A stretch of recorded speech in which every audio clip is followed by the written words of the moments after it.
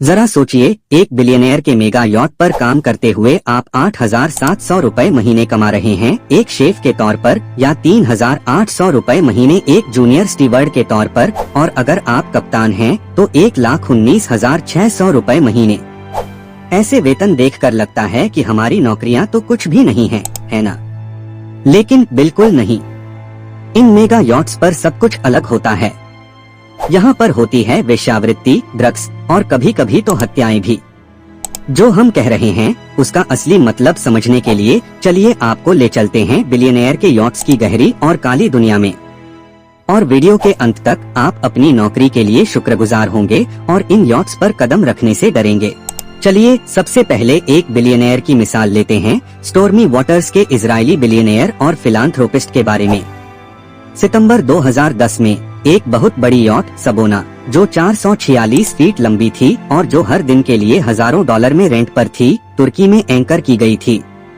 अब ये यॉट मिर्सी में थी और वहाँ तुर्की पुलिस ने रेड किया, जिसमें उन्होंने एक खाकी बिजनेसमैन और 9 जवान लड़कियों को पकड़ा, जिनमें से 2 लड़कियां तो नाबालिग थीं। पुलिस को वहाँ ढेर सारे कॉन्ट्रासेप्टिव्स मिले और एक फाइल मिली जिसमें एस्कॉर्ट गर्ल्स की तस्वीरें और होटल की रसीदें थीं। 2 तुर्की बिलियनियर्स को तुरंत गिरफ्तार किया गया और उनके खिलाफ जांच शुरू की गई। यह रेड एक 5 साल तक चल रहे ऑपरेशन का हिस्सा थी, जो सेक्स ट्रैफिकिंग नेटवर्क को पकड़ने के लिए चलाया जा रहा था, और यह सब कुछ बिलियनियर के ठहरने के दौरान हुआ था, जो हमेशा अपनी संलिप्तता को नकारता रहा। जांच के अनुसार तक आरिफ, एक तुर्की टाइकून और डोनाल्ड ट्रंप के पुराने बिजनेस पार्टनर के पास एक ऐसी संस्था थी जो महिलाओं को सप्लाई करने का काम करती थी। एक संदिग्ध जो ताइक के लिए काम करता था ने कबूल किया, जब ताइक तुर्की में छुट्टियां मनाने आता है तो वह मुझसे यॉट रेंट करने के लिए कहता है। मैं उनके लिए मॉडल्स अरेंज करता हूँ। मुझे नहीं पता कि वे नाबालिग हैं या नहीं। एसएफआई मुझसे उन्हें ढूंढने को कहता है। अब ये सब कहानी में यॉट के स्टाफ का क्या रोल था? इसका जवाब दिया यॉट के मालिक, जो खुद भी एक बिलियनियर, कमन सादिक कुगु ने। जब पुलिस ने उनसे पूछा कि क्या उनके कैबिन क्रू ने उन्हें एस्कॉर्ट गर्ल्स के बारे में बताया था जो उनके साथ सो रहे थे, तो उन्होंने जवाब दिया, किसी ने ऐसी कोई बात रिपोर्ट नहीं की। मुझे नहीं पता था। तो ये सब कुछ इतना हाई प्रोफाइल था कि ताइक, आरिफ और अलेक्जेंडर माश्कोविच ने इन चीजों का इस्तेमाल किया, और इसलिए उनके जॉब्स भी इतने अच्छे थे। तो क्या आपको पता है कि मेगा यॉट क्यों इतना आसान गेटवे बन गई है अवैध चीजों का? क्योंकि ये फ्लोटिंग पैलेस में कोई चेक एंड बैलेंस नहीं होता। जो बिलियनियर हो वह मेगा यॉट खरीद सकता है, और जब सब कुछ उल्टा पुल्टा हो जाता है तो वह कभी भी यह नकार देते हैं कि उन्होंने यह यॉट मर्जी से खरीदी थी। जैसे कि 2 रूसी बिलियनियर्स, इगोर शेन जो रोसनेफ्ट ऑयल कंपनी के हेड हैं, और अलीशेर उस्मानोव जो 86M अमूर वेरो और 156M दिलबार यॉट के मालिक हैं, या कम से कम वे दोनों इसे नकारते हैं। दोनों यॉट्स को एक बड़े स्कैंडल के बाद इम्पाउंड किया गया था, लेकिन शुक्र है कि द गार्डियन ने कप्तान से बात की और अंदर की जानकारी हासिल की। कप्तान का कहना है कि यॉट्स पर नॉर्मल कानून लागू नहीं होते। इसका एक बड़ा कारण है, यॉट्स पर कोकीन जैसे ड्रग्स के निशान हटाने के लिए डीप क्लीनिंग करना आम बात हो सकती है। वेश्यावृत्ति का विस्तार एक खुला राज है, जहां महिलाओं को नियमित रूप से बोट्स पर ट्रांसपोर्ट किया जाता है।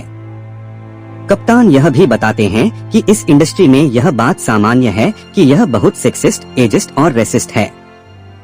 नॉन व्हाइट क्रू या जो गरीब देशों से आते हैं, उनके पास हायर होने का कम चांस होता है, और महिला कर्मचारियों को अक्सर अपनी फुल लेंथ प्रोफाइल फोटोज संभावित नियोक्ताओं को भेजने के लिए कहा जाता है, और कभी कभी उन्हें यौन संचारित रोगों के लिए नियमित परीक्षण भी करवाने को कहा जाता है। कुछ विशेष यॉट उपयोगकर्ताओं के बारे में यह भी जाना जाता है कि वे सेक्स के बदले लग्जरी घड़ियां जैसे गिफ्ट्स का आदान प्रदान करते हैं। कप्तान का कहना है कि मालिकों को स्टुअर्डेस के साथ कनेक्ट करना एक सामान्य बात है, और यह सब बहुत ही अजीब और घिनौना है। सालों से यह इंडस्ट्री और भी बड़ी हो गई है और ज्यादा एक्सेसिबल हो गई है। कुछ इवेंट्स जैसे कि कान फिल्म फेस्टिवल, जो सिनेमा के सबसे बेहतरीन काम को सेलिब्रेट करने के लिए होना चाहिए, वह सेक्स इंडस्ट्री के लिए एक बीकन बन गया है। द हॉलीवुड रिपोर्टर के एक एक्सपर्ट के मुताबिक हर साल फेस्टिवल के दौरान कान की बे में 30 या 40 लग्जरी यॉट्स होती हैं, और हर यॉट एक बहुत अमीर इंसान की होती है। हर यॉट पर लगभग 10 लड़कियां होती हैं, जो आमतौर पर मॉडल्स होती हैं। और अक्सर न्यूड या हाफ न्यूड होती हैं। क्लाइंट्स को कहा जाता है कि पैसे एक एनवेलप में डालकर उस पर गिफ्ट लिखें। इन लड़कियों को यॉट गर्ल्स कहा जाता है। इन्हें अमीर और उम्रदराज मर्दों के साथ सेक्स करने के लिए शोषित किया जाता है और कुछ भी या लिस्ट हॉलीवुड की एक्ट्रेसेस या मॉडल्स भी इसमें शामिल होती हैं। और यह जो डरने वाली बात है वह यह है कि हॉलीवुड रिपोर्टर के मुताबिक यह सब कुछ 60 साल से हो रहा है वहाँ। कोट करते हुए, यह ड्रग्स, ड्रिंक्स और खूबसूरत महिलाएं हैं।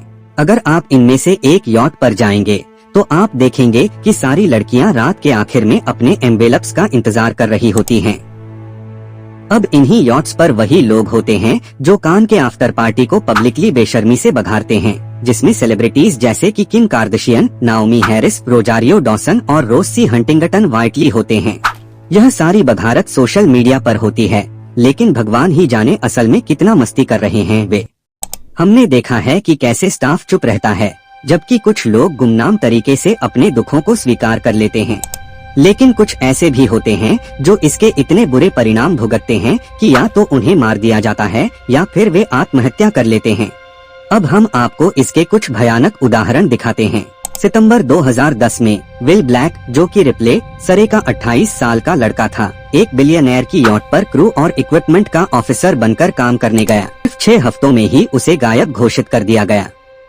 उसका शरीर कभी नहीं मिला और कुछ लोग कहते हैं कि वह यॉट चलाते वक्त किसी दूसरी नाव से टकरा गया था। विल की मां जूडिथ अपने बेटे के गायब होने की खबर सुनकर बुरी तरह से टूट गई थी। जो बात अजीब थी वह थी कैप्टन का इस घटना के प्रति रवैया। उनके मुताबिक कैप्टन ने कहा था, चिंता मत करो, क्योंकि हमने विल के लिए पानी में फूल डाले और उसका सामान पुलिस को दे दिया, जैसे वह उनके लिए था ही नहीं। उन्हें कोई फर्क नहीं पड़ा। उन्होंने उसकी जिंदगी के प्रति कोई रिस्पेक्ट नहीं दिखाई। वे नाव के ओनर को भी नहीं ढूंढ पाए, क्योंकि ओनर्स को खुद को डिक्लेयर करने की कोई लीगल जरूरत नहीं है। 2015 में जैकब निकेल, जो कि कॉर्नवॉल का 24 साल का लड़का था, एक सुपर याcht पर काम करते हुए मर गया। वह याcht, जो कि एक रशियन बिलियनेयर अलेक्जेंडर ममत की थी, से गिरने पर उसे गंभीर सिर की चोटें आई थीं। 10 दिन तक कोमा में रहने के बाद वह चल बसा। सच में बोर्ड पर सर्विस इंडस्ट्री में जीवन कष्टदायक हो सकता है। 2007 में एक सुपर याcht, जो कि एक स्पेनिश बिलियनेयर की थी, पर एक पूर्व क्रू मेंबर जो 40 साल का था, ने याcht पर हो रहे प्रोस्टिट्यूट्स और सेक्स पार्टीज के अंधेरे पहलुओं को देखा। उसने बताया, हम एक पोर्ट पर पहुंचे और वहां प्रोस्टिट्यूट्स इंतजार कर रही थीं। सभी महिला क्रू को उनकी सुंदरता के आधार पर चुना जाता था और अक्सर वे महसूस करती थीं कि उनका सेक्सुअल हैरेसमेंट किया जा रहा है। अगर ये ब्रिटेन में हो रहा होता तो इसे सहन नहीं किया जाता। यह मॉडर्न डे स्लेवरी की तरह है। यहाँ पर हमने देखा है कि कैसे सुपर यॉट्स पर काम करने वाले क्रू मेंबर्स के साथ ओवरवर्किंग, सेक्सुअल एक्सप्लॉयटेशन और उनके प्रति लापरवाही का चलन है। इन सब के बीच सबसे भयानक कहानी ऑस्ट्रेलियन इंस्टाग्राम मॉडल केट ममेरा की है, जो मायन क्वीन 4 नामक यॉट पर हॉस्टेस के रूप में काम कर रही थी। यह 18 मिलियन की सुपर यॉट थी, जो मैक्सिकन बिलियनेयर अल्बर्ट बैर्स की है। क्रू मेंबर के रूप में सिर्फ 4 महीने काम करने के बाद उन्होंने इस यॉट के पीछे खुद को फांसी लगा ली। उन्हें बचाने की कोशिशें नाकाम रहीं और दुखद रूप से अस्पताल ले जाते समय एथेंस में उनकी मौत हो गई। उनकी डेथ के बाद पूर्व सुपर यॉट वर्कर्स ने यॉट्स पर जीवन के बारे में खुलासे किए। हॉस्टेस सारा बीबीवाई ने बताया कि वह असामान्य घंटों तक काम करती थीं और मुश्किल से 2 मिनट का ब्रेक ले पाती थीं। उन्होंने डेली मेल ऑस्ट्रेलिया को बताया, मैं आमतौर पर सुबह 6 बजे शुरू करती थी और सामान्यतः 16 से 18 घंटे काम करती थी। इसका मतलब था कि मैं शायद ही 2 मिनट के लिए बैठ पाती। मॉडल जिसने फांसी लगाई ने अपनी डेथ से ठीक पहले अपने फैमिली से बात की थी। उनके फैमिली लॉयर ने कहा, मृतक ने दुर्भाग्यपूर्ण घटना से ठीक पहले अपनी मां और भाई को फोन किया था। वह रो रही थीं और उन्होंने यॉट पर एक अन्य क्रू मेंबर के साथ हुई घटना का जिक्र किया। परिवार ने यह भी कहा कि केट को कोई समस्या नहीं थी। वह अक्सर फैमिली से बात करती थीं और खुश थीं। जहां तक यॉट के मालिक की बात है, उन्होंने कहा कि घटना के समय वह यॉट पर मौजूद नहीं थे। घटना से 2 सप्ताह पहले केट ने एक क्रिप्टिक मैसेज पोस्ट किया था जिसमें लिखा था, आज मेरा माइंड बिल्कुल बिखरा हुआ है। उन्होंने यह भी लिखा था, मुझे वापस उस जगह ले चलो जहां मेरी एकमात्र चिंता यह थी कि मेरा सिर फूट न जाए। समुद्र पर सर्विस इंडस्ट्री में अब भी कई क्राइम्स चल रहे हैं, क्योंकि यॉट के मालिकों की घोषणा की कोई लीगल रिक्वायरमेंट नहीं है। इससे कई बिलियनियर्स अपने कृत्यों से अनजान बनने का नाटक करते हैं, जबकि क्रू मेंबर्स मुझे नहीं पता, मैं तो बस यहाँ काम करता हूँ का कार्ड खेलते हैं। इन गुमनाम गवाहियों और लीक हुए फैक्ट्स के चलते जल्द ही इन बिलियनियर्स को समुद्र पर अपनी सीमाओं को समझना होगा, खासकर जब कड़े रूल्स लागू होंगे। आपके अनुसार बिलियनियर्स की इन मेगा यॉट्स पर हो रहे ऐसे गलत व्यवहारों को रोकने के लिए क्या किया जा सकता है? अपनी राय कमेंट में बताएं। देखने के लिए धन्यवाद।